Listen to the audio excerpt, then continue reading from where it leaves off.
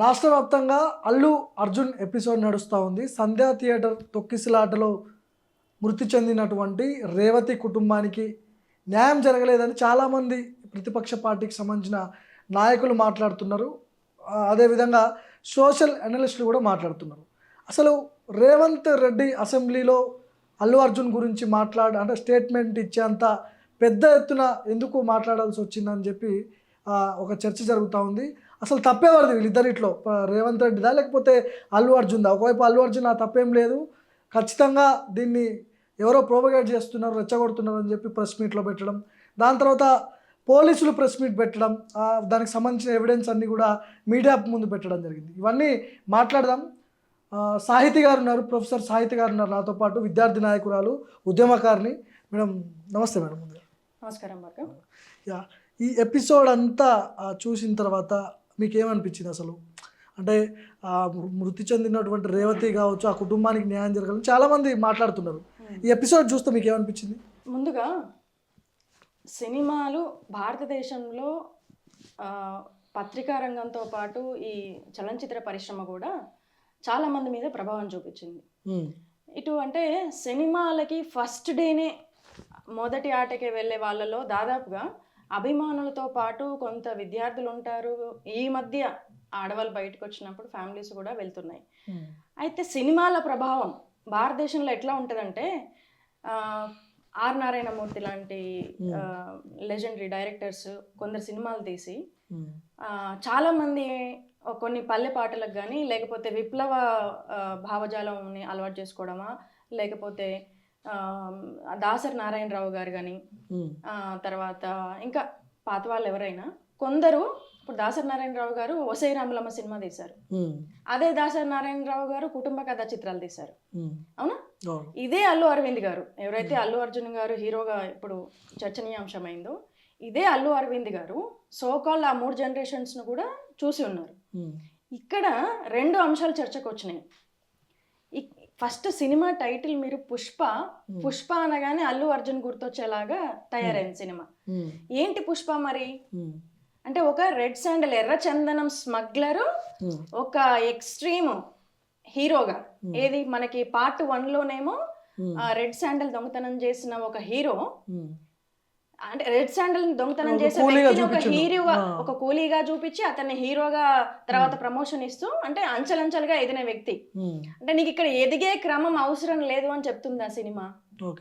నువ్వు ఎదిగే క్రమంలో నీకు ఇంతకు ముందు కష్టం చేయింది నయా పైసా ఇంటికి రాదు, అవునా? ఇప్పుడు పబ్లిక్ ఎట్లాంటి మెసేజ్ ఇస్తున్నారు? నేను అదే అంటున్నాను. ఇప్పుడు ఇదే అల్లు అర్జున్ గారి సినిమా ఒకటి ఆ మధ్య బాగా, ఏది సమాజానికి ఏ మెసేజ్ ఇద్దాం అనుకుంటున్నారని ఒక డైలాగ్ ఉంటుంది ఆయన సినిమాలో ఒకటి.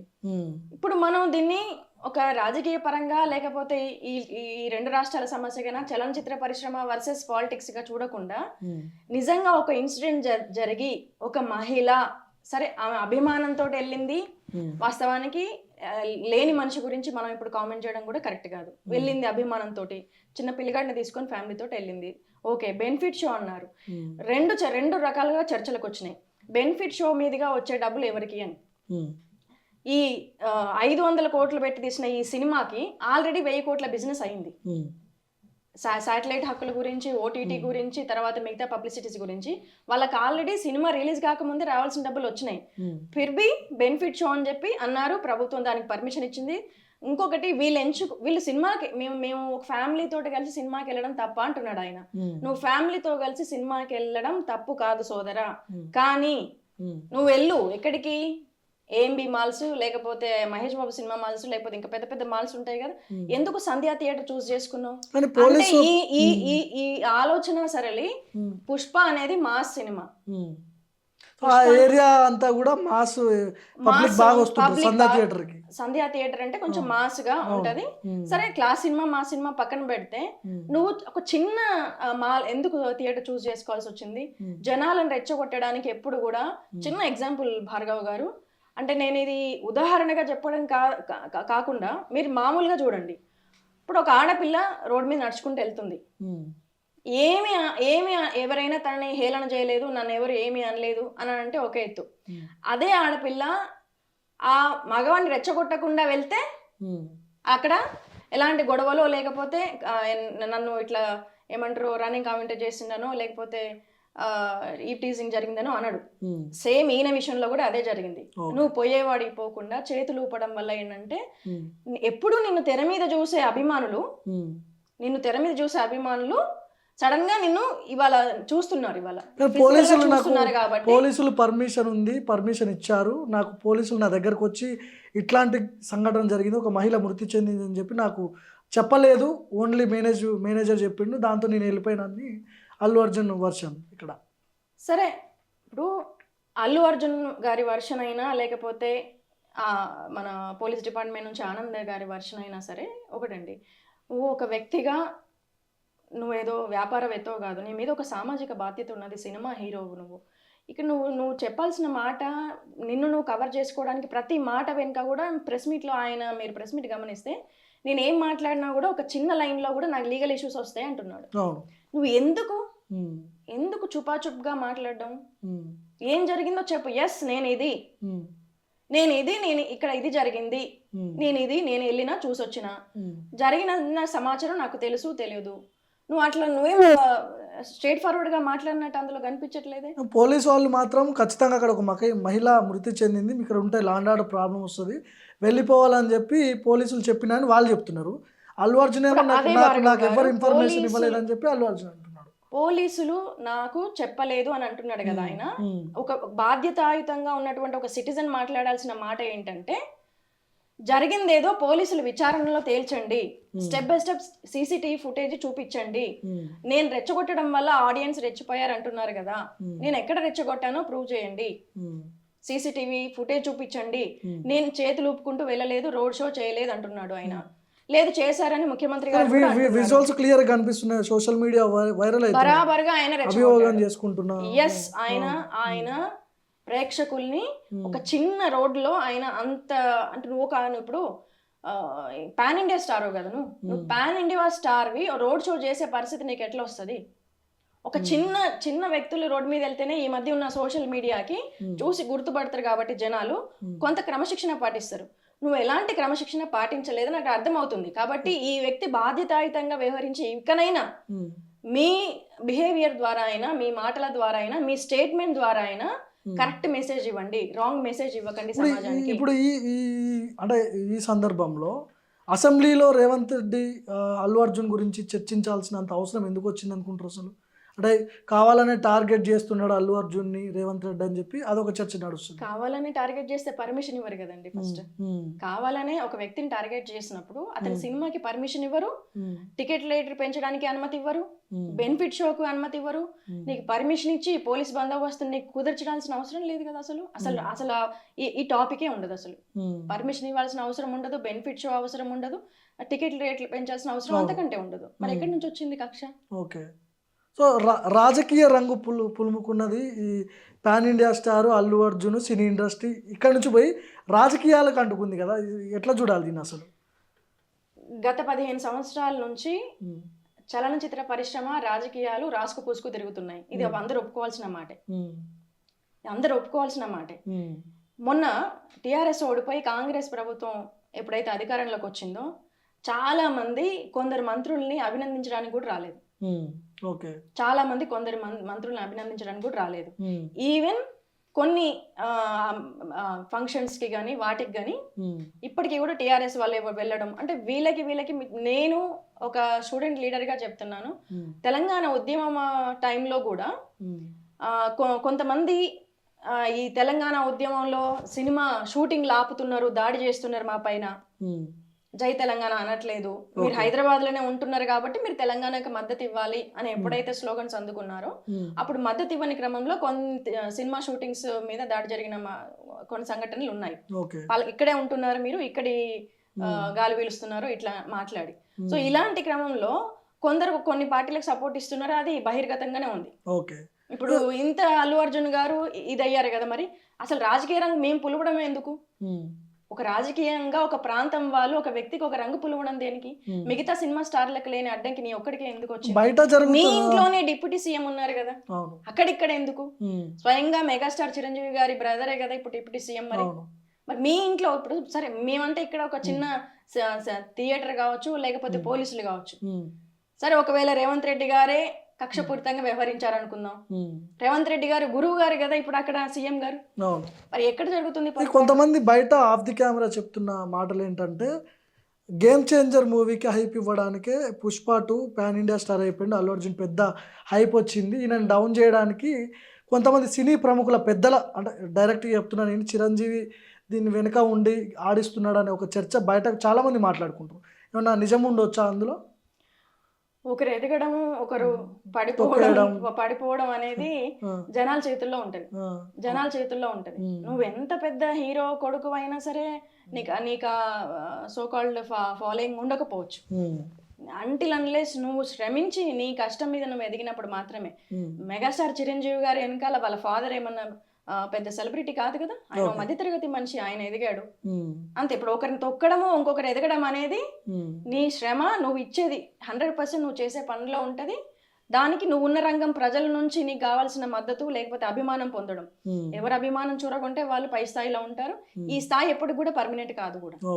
ఈ స్థాయి పడిపోవచ్చు, నీ తర్వాత ఇంకోరు రావచ్చు, లేకపోతే నువ్వే కిందికి పడిపోవచ్చు. రేవంత్ రెడ్డి ఇట్లాంటి స్టేట్మెంట్ చేయడం వల్ల అపోజిషన్ పార్టీ అయిన బీజేపీ, కిషన్ రెడ్డి లాంటి వాళ్ళు అసలు పాలన పక్క పెట్టి రేవంత్ రెడ్డి డైవర్షన్ పాలిటిక్స్ చేస్తున్నాడు, అల్లు అర్జున్ని తెర మీద తీసుకొచ్చి ఇట్లాంటి ఇష్యూ క్రియేట్ చేస్తున్నాడు, 6 గ్యారంటీలు ఎక్కడికి పోయినాయి, మీరు ఇచ్చిన హామీలు ఎడిపోయినాయి, ఇవన్నీ డైవర్షన్ పాలిటిక్స్ చేస్తున్నాడు అని చెప్పి బీజేపీ వర్షన్. ఎట్లా చూడొచ్చు దీన్ని? డైవర్షన్ పాలిటిక్స్ చేస్తున్నారు అన్నప్పుడు బండి సంజయ్ గారు స్పందించకుండా ఉండాల్సింది అల్లు అర్జున్ గారి వ్యవహారంలో. ఆయన ఎందుకు స్పందించారు? గౌరవనీయులైనటువంటి కేటీఆర్ గారు స్పందించకుండా ఉండాల్సింది, ఆయన ఎందుకు స్పందించారు? నువ్వు ఇదే పథకాల గురించి మాట్లాడాల్సింది కదా బ్రదర్, నువ్వు ఎందుకు స్పందించావు? లేదా మీ అసెంబ్లీ వరకు చర్చకు వచ్చింది అని ఎందుకు వచ్చిందని అంటే, ఇది పాలిటిక్స్ వైపుగా వెళ్తుంది, డైవర్షన్ పాలిటిక్స్ అన్నారు కాబట్టి అన్నారు కదా. మీరు ఎందుకు చర్చకు పెట్టుకున్నారు? మీ పార్టీ ఆఫీసులలో జరిగిన ప్రెస్ మీట్లలో కేటీ రామారావు గారు ఎందుకు దీన్ని చర్చనీయాంశంగా చేశారు? నీ పేరు మర్చిపోయినంత మాత్రాన జైల్లో వేపిస్తావా అని. జైల్లో ఆయన ఉన్నది 6 గంటలు. కానీ అట్లాంటి సిచ్యువేషన్ ఉందంటారా? పేరు మర్చిపోయినందుకే ఇట్లాంటి కక్ష సాధింపు చర్యలు జరుగుతాయా? పేరు మర్చిపోతే కక్ష సాధింపు చర్యలు జరిగితే సరే, మనం ఒక రకంగా ఒక పార్టీ ఇప్పుడు అధికారంలో ఉంది, ఇదే పార్టీలో ముఖ పరిచయం లేకపోయినా కూడా కొంత పరిచయం చేసుకుంటాము, తర్వాత వెళ్తాం. కానీ ఒక స్టేజ్ ఎక్కినప్పుడు మర్చిపోతాం కావచ్చు, కొత్తగా అనిపించి పెట్టుకుంటాము. నువ్వు ఒకవేళ పేరు మర్చిపోయినాం కాబట్టి మీ మీద కేసు బనాయించడం అంటే, నా పేరు మర్చిపోతావు కదా బిడ్డ, నువ్వు అసలు నువ్వు బెనిఫిట్ అవ్వద్దు, నీకు టికెట్ రద్దు చేయనని నీ ఒక్కడి మీద కక్ష కట్టొచ్చు కదా. అట్లా కాకుండా ప్రజా ప్రయోజనం ఆశించి ఈ బెనిఫిట్ షోలు లేకపోతే టికెట్ల ధర పెంచడం అనేది ఒక మంచి నిర్ణయం. జనాలను టికెట్ల విషయంలో, ఒక మాల్కి వెళ్తే, ఒక ఫ్యామిలీ సినిమాకి వెళ్తే 5-6 వేలు వెళ్ళకుండా వస్తుంది. పిల్లగాళ్ళు ఏడుస్తున్నారు అని చెప్పి, వాళ్ళ సినిమాకి వెళ్ళిండ్రు అని చెప్పి పిల్లగాళ్ళు మనం కూడా వెళ్దామనో, లేకపోతే అందరు చూసిన సినిమా మనం చూడాలనో ఒక హైప్ క్రియేట్ అయింది జనాల్లో ఈ సోషల్ మీడియా వల్ల. ఇంకొకటి, ఈ ఇమిటేట్ చేయడం పిల్లలు. అంటే ఇంతకు ముందు ఏంటంటే, పిల్లలు ఆ స్టైల్ ఇమిటేట్ చేస్తే సంతోషపడేవాళ్ళు తల్లిదండ్రులు. ఆ డాన్స్ లేసినా మా కొడుకు ఇట్లా డాన్స్ చేస్తాడనో, ఇది వేరే ఉండేది. ఇప్పుడు అది ఒక హైప్ లాగా తయారైంది, ఒక డ్రామా లాగా తయారైపోయింది పిల్లలకు కూడా. నెగటివ్ క్యారెక్టర్ ని కూడా ఇమిటేట్ చేస్తే కూడా సంతోషపడే స్థితికి పేరెంట్స్ కూడా ఎదిగారు. సో ఈ అంత ఇన్ఫ్లుయెన్స్ చేస్తుంది అంటున్నా, సినిమా అనేది అంత ఇన్ఫ్లుయెన్స్ చేస్తుంది.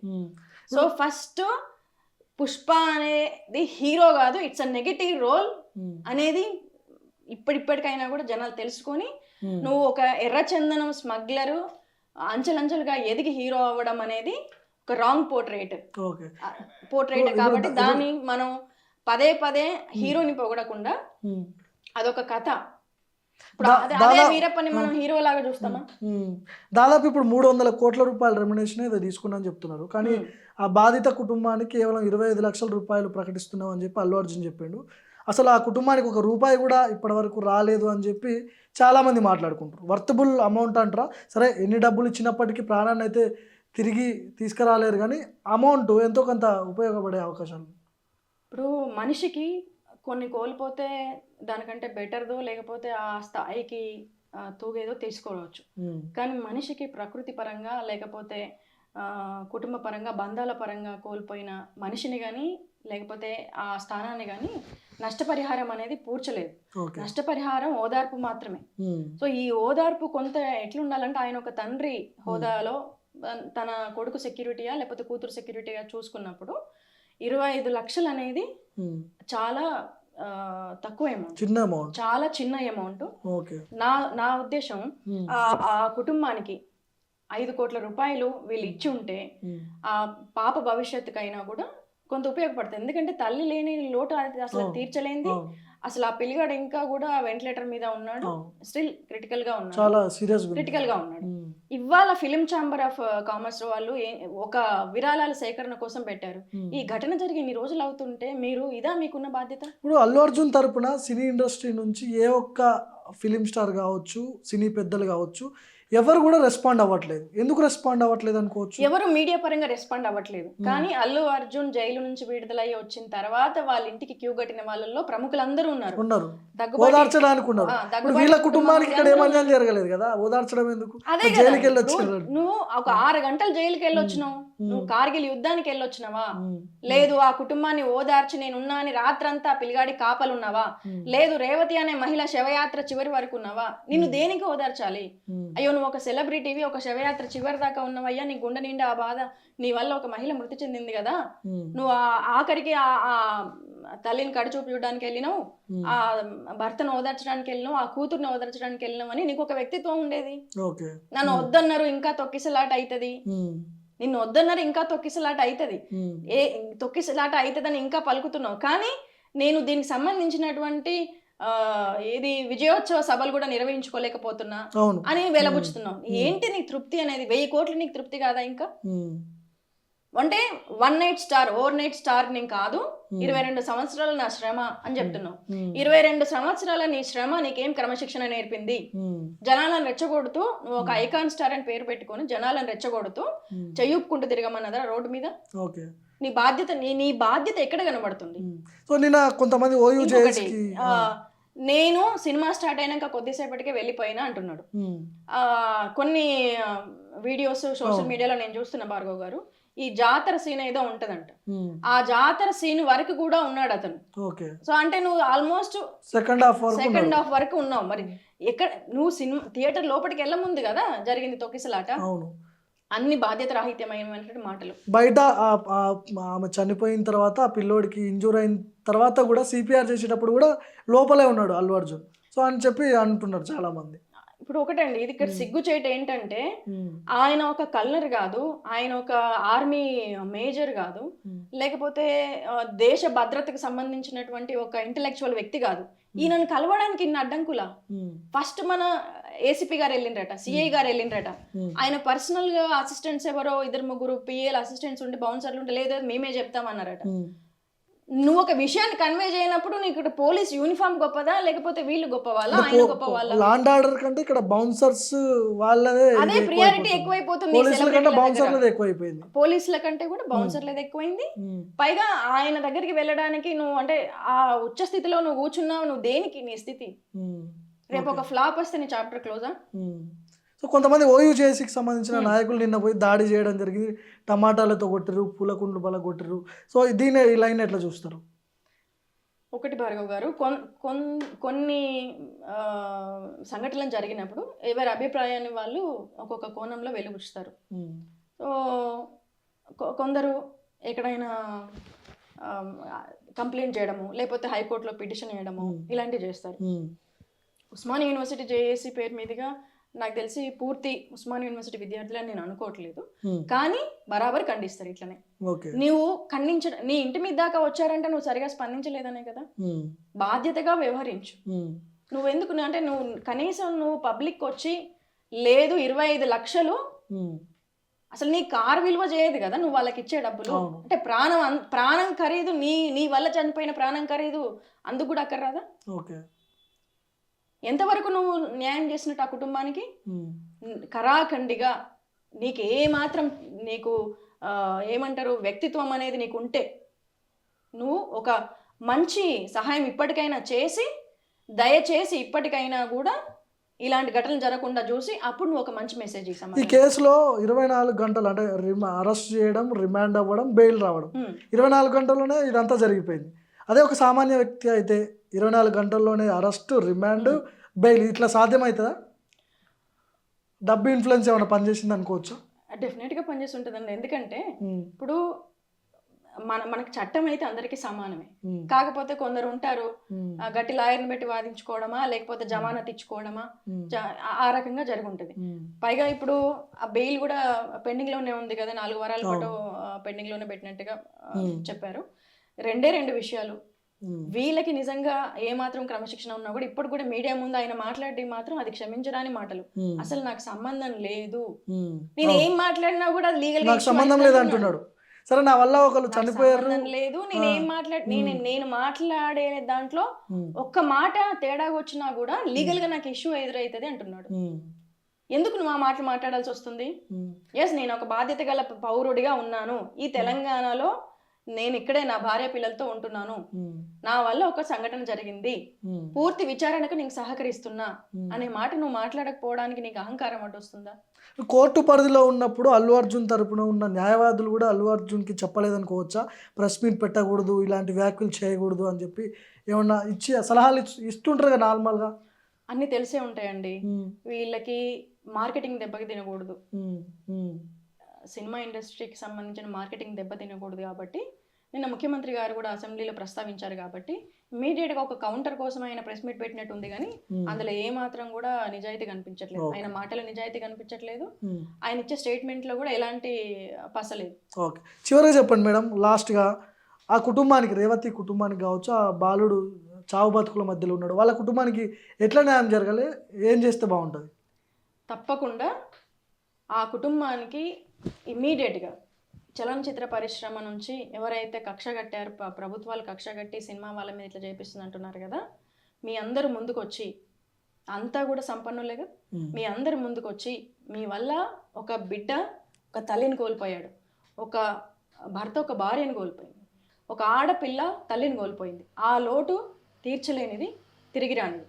కాబట్టి కనీసం ఒక కాంపన్సేషన్ కింద ఒక 5 కోట్ల రూపాయలైనా ఇచ్చి ఆ ఫ్యామిలీకి కనీసం ఫైనాన్షియల్గా అండగా ఉండడం వల్ల ఎంతో కొంత మీ తప్పును మీరు ఇది చేసుకున్నట్టుగా ఉంటుంది, ప్రాయశ్చిత్తంగా ఉంటుంది. తప్ప మిమ్మల్ని మీరు ఇంకా వెనకేసుకుంటే ప్రజలు మిమ్మల్ని ఎప్పుడు హర్షించరు. ఓకే, మిమ్మల్ని ఆదర్శంగా తీసుకోవడానికి కూడా ఎలాంటి మీడియా కాదు కదా, ఎవరు కూడా మీకు సపోర్ట్గా నిలబడరని నేను భావిస్తున్నాను. Okay, thank you madam.